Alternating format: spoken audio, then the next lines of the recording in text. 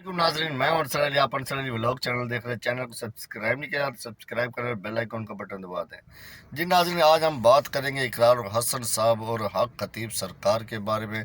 तकरीबन पिछले 2 माह से काफ़ी ज़्यादा एक दूसरे को बुरा भला कहा जा रहा है। इकरार हसन ने पूरा जोर लगा चुके हैं तकरीबन 2 माह से कि हक खतीब सरकार एक जेली पीर है, एक जेली पीर है। मैं एक सही हूँ, मैं एक पीर सैयद इकरार हसन हूँ।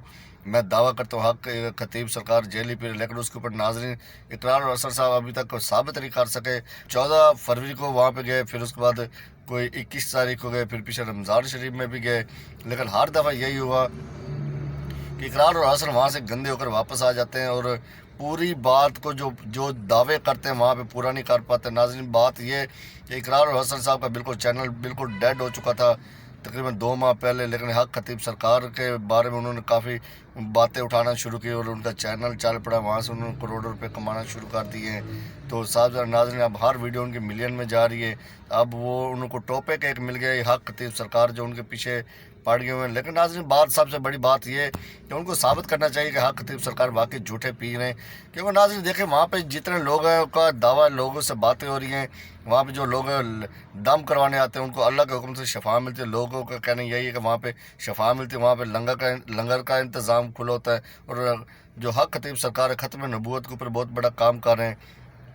लेकिन इकरार और हसन वहाँ पे काफ़ी इकरार और हसन तो यहाँ तक दावा कर दिया जो उनको नमाज नहीं आती, उनको अलाम शरीफ नहीं आती, उनको कलमा नहीं आता। इकरार और हसन का ये कहना था। लेकिन नाज़रीन देखिए, ये तो वैसे ही यूँ समझे गए अपने पास ही इकरार और हसन छोड़ रहे। फिर उसके बाद इकरार और हसन ने एक और दावा कर दिया कि इकरार हक खतीब सरकार की 11 अरब रुपए की प्रॉपर्टी है। और वहाँ पे हक खतीब सरकार ने एक इकरार और हसन को चैलेंज किया, जी मेरी 1 अरब की भी प्रॉपर्टी निकल आए ना, तो ये सारी प्रॉपर्टी जितनी इकरार और हसन को मैं दे दूंगा। नाज़रीन, ये हक खतीब से और उसके बाद काफ़ी ज़रा वहाँ पे जाके दावे भी किए हैं इकरार हसन ने।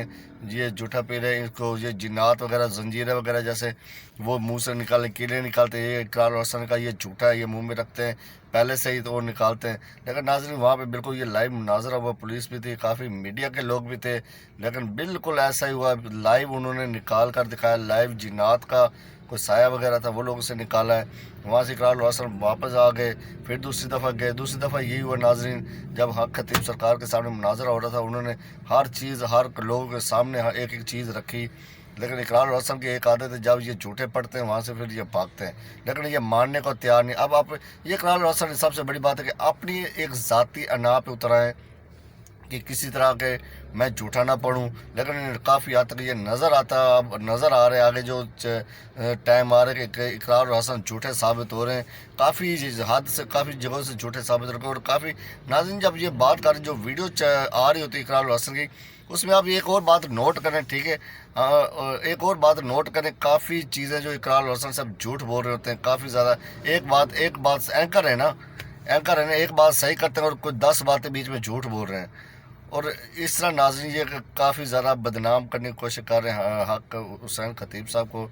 अभी नाज़रीन फिर उन्होंने एक और बहुत बड़ा दावा कर दिया, उनके कोई मुरीदीन थे उस पर काफ़ी ज़्यादा जो इल्ज़ाम लगाएं, हक खतीब सरकार पर इल्ज़ाम लगाएं। देखते हैं नाज़रीन कि आगे इसका मेन टॉपिक क्या निकलता है। हक खतीब सच्चे साबित होते हैं या इकरार हसन साहब सच्चे साबित होते हैं। ठीक है नाज़रीन, अपना ख्याल रखिए। अस्सलाम वालेकुम, अल्लाह हाफ़िज़।